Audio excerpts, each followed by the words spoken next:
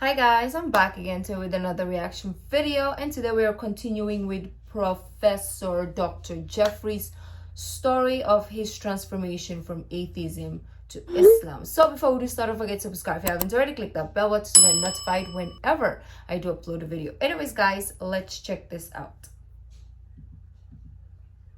When I read that verse, believe it or not, it was an eye-opener for me.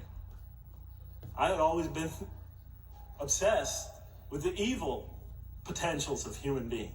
Okay, let's go back a bit that, because I don't remember what happened. One side of the coin. For the first time when I read that verse, believe it or not, it was an eye-opener for me. I had always been obsessed. Oh, this is about the angels and humans, right? Like human being can absorb knowledge or can learn, whilst the angels, okay, need to be told. I think I remember. Evil potentials of human beings. When I read that verse, I realized that, and I had a great example right in front of me with my own mom. I realized that I had been blinded by only one side of human nature. So we go on to the next verse. And behold, we said to the angels, bow down to Adam, and they bowed down. But not so Iblis. Iblis is like the father of Satan. Satans, satanic beings, forces, creatures, existences. He refused and was arrogant. He was of those who reject faith. An interesting statement. And behold, we said to the angels, bow down to Adam. And they bowed down. Bowing down could symbolize two things. Bowing down could symbolize the superiority or potential superiority of one being over another, and so they bow down to them. Bowing down could also mean that they serve that creature in some respect. Of course, the Quran says that all beings serve God. All created beings serve God. But this verse seems to be indicating, and the rest of the Quran will make it clear, that these angelic beings, these angelic entities, will serve the development of mankind. We'll even see later that the satanic beings serve the development of mankind. Both forces, angelic and satanic, will serve the development of mankind. Because one will present man with a choice to do the most altruistic things. The other will simultaneously try to influence man in the opposite direction. And so human beings will be moral creatures and will have to make moral decisions. And it's in those moral decisions that they will grow spiritually and morally as human beings. And they'll take that into the next life. And the angelic and the satanic forces will be catalysts for those moral choices that they make. They will heighten the human being's awareness of the rightfulness and the wrongfulness of the choice he's about to make. And the self, the soul, the nafs, as they say in Arabic, will have to make the ultimate choice between good and evil. Ooh. And that choice, that test will come again and again and again as human beings either grow or decline. Those tests will come again and again and again. I like that concept. I mean, it's not a concept, it's reality, it's true. But I really like the way that he put it into perspective for me as a viewer, that our subconscious, right, or our soul is going to get tested in our lifetime about good and evil. So this is where humanity proves, am I gonna learn from this lifetime, from this journey that I'm put on, or am I going to fudge it up? Your choice, your decision, your judgment, basically. To try to help him towards his spiritual evolution, to bring him back. But that choice is ultimately ours. Oh, amen. Oh. But I'm getting ahead of myself. Sorry. And so we said to the angels, bow down to Adam, and they bowed down. But not so Iblis. Iblis is Satan, this rebellious force, this evil prompter, the one who whispers into the human heart. He comes into being. And with the introduction of Satan, we have the introduction of evil influences on human beings. And notice why Iblis does not bow down. He refuses because he was arrogant. We often hear what's the root of all evil? In the West, it's always money, greed, yeah. etc. Here the Quran says that, seems to be saying that the root of all evil is not always material wants. It's not always money, it's not always greed. At the heart of evil is arrogance. Putting yourself above all others. Assigning to yourself special priority. There is a video that I'm going to react to after, which the question is every non-Muslim going to hell? I really am intrigued about that because I love the principle of Islam. I'm not yet, but I want to know what Muslim thinks, or Islam as a religion thinks of the non-Muslims. That will be an interesting reaction, so watch that. Probably it will come out the same day as this video. We'll see, if not within the week. But what is my point of saying this? I don't remember. Above all others.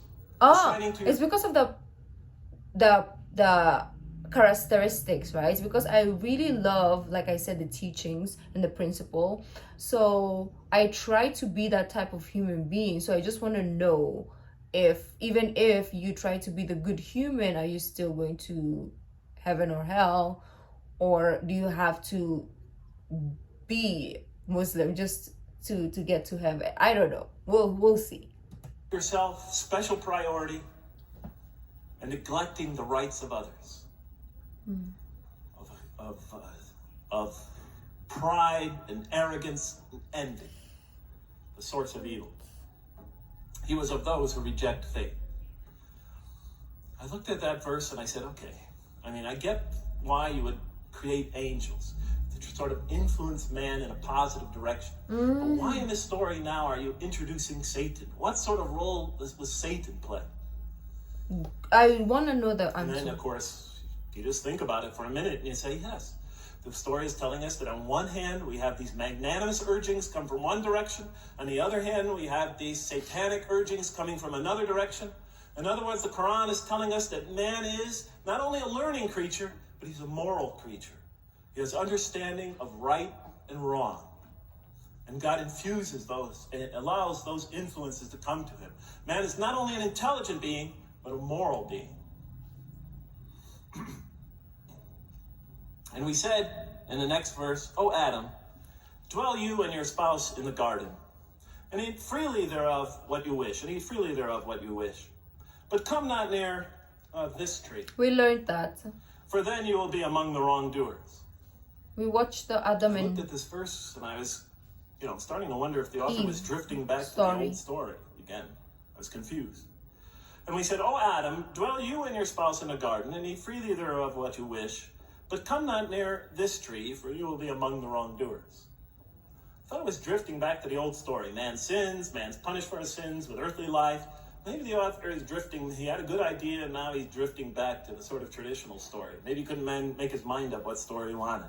Except for a couple things about this verse, and this happened with almost every verse as I read through it, is that the whole tenor of the passage is sort of not what you would expect. I noticed that the Quran in this story has a tremendous penchant for understating things. Because it says, and said to Adam, dwell you and your spouse in the garden, and eat freely thereof what you wish, to Adam and his spouse. But come not near this tree, for you will be among the wrongdoers. I mean, there's no sense of God being threatened by the possibility of man eating from the tree. In this story, we don't see in this verse, we don't see that God is nervous at the prospect, that he's threatened by the prospect, that he's anxious about it. The tree that he picks, it seems like he's just picking out any tree. Nothing special about the tree. It's just go not near a test. This tree, for you will be among the wrongdoers. Satan will later come to him and tell him it's the tree of eternal life, of a kingdom that never decays. Turns out to be a complete falsehood in his heart. The opposite, actually. Nothing special about the tree. Oh, I love that the kids are listening also. Look at them. That's nice. It's good to absorb our information at a younger age, because it makes your adult life easier for you to make decisions. I was saying in my previous reactions, like other reactions I do also, like if I was younger and I was exposed to like engineering or something like that, I would have gone to that route of profession.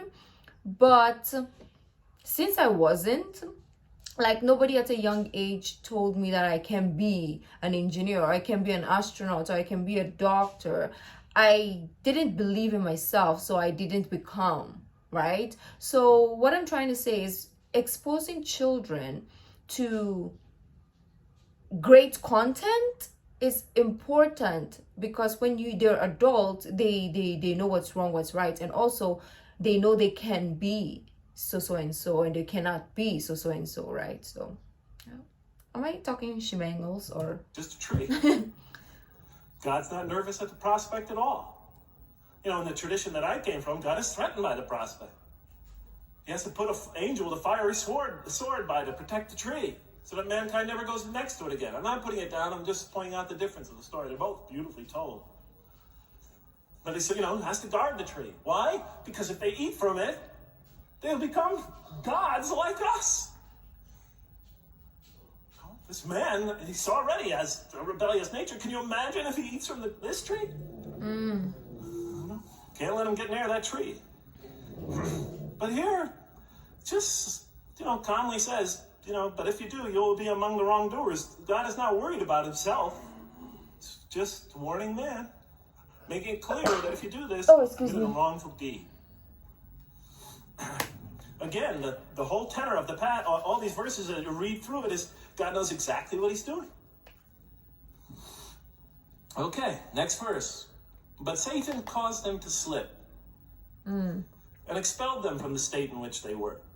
And we said, go you all down, some of you being the enemies of others, and on earth will be your dwelling place and provision for a time. What? I said? I mean, I was expecting now the rage, the anger, the violence, the jealousy. Yeah. That's what I was expecting. Okay, they eat from the tree. Where's the rage, the violence? I'm going to punish you now.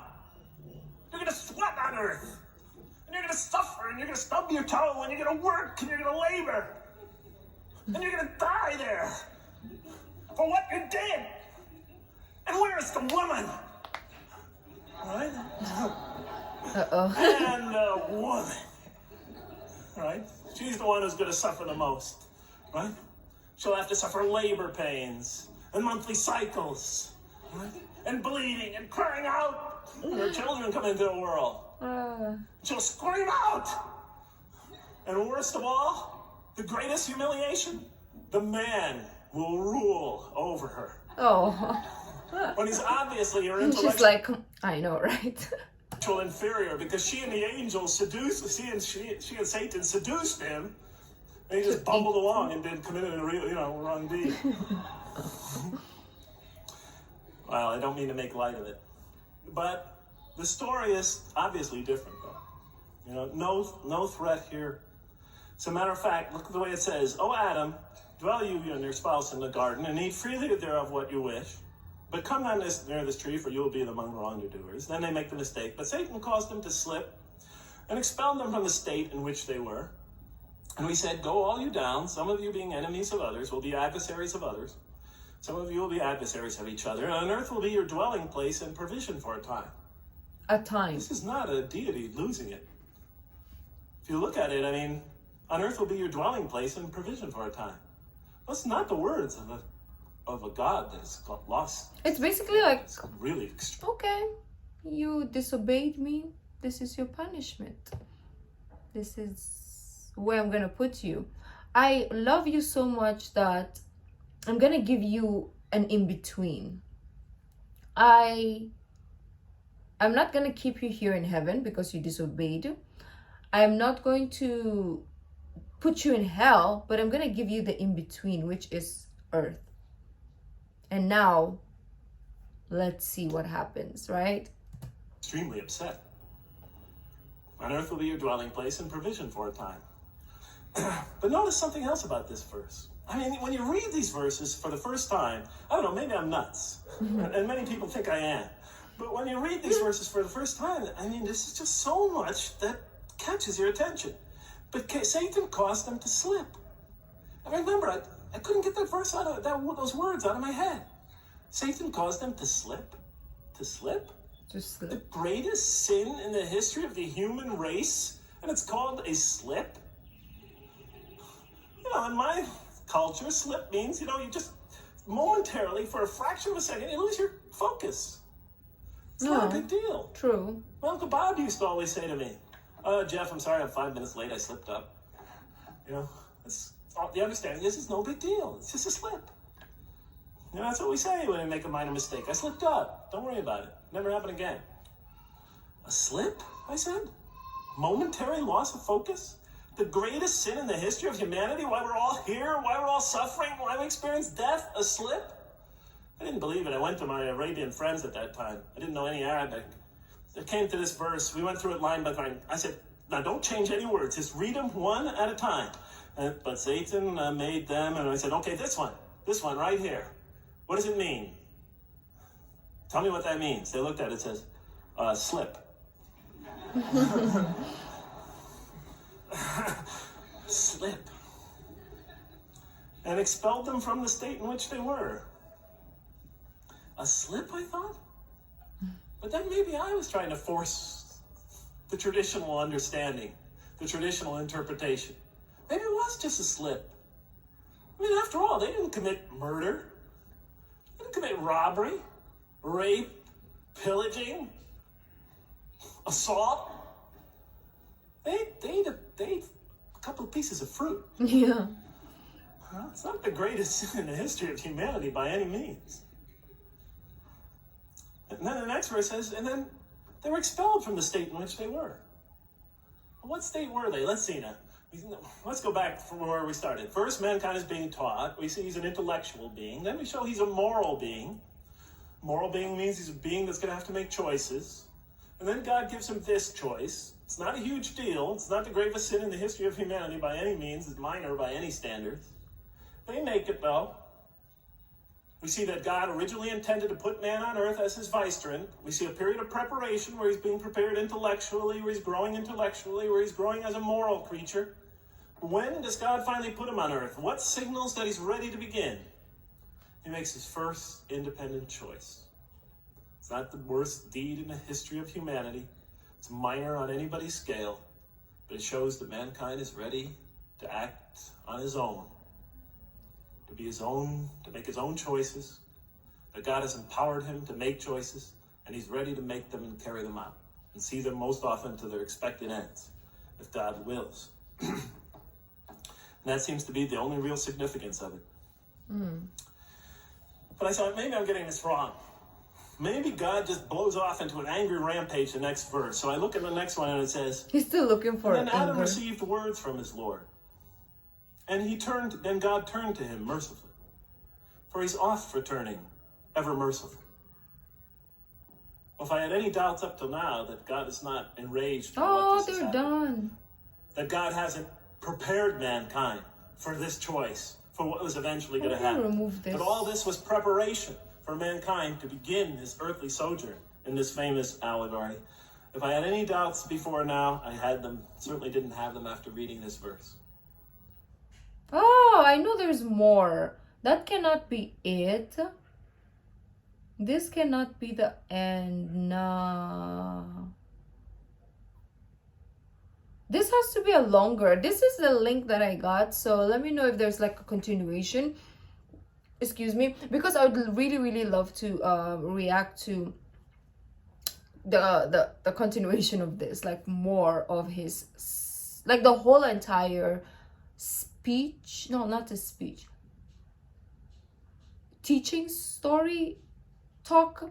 Let's just say talk. I would like to react from the beginning to the end of this specific talk because it's very intriguing. I like the way that he articulates, he story tells, and he makes you understand exactly what he went through and exactly how things were in his perceptions or in his perspective. So let me know what you guys thought. If you like this video, don't forget to give this video a thumbs up, subscribe if you haven't already, leave in the comment section down below what other videos like to react to. The original link of this video will be in the description box down below, so it's my social media links. So guys, I'll see you in the next video. Bye.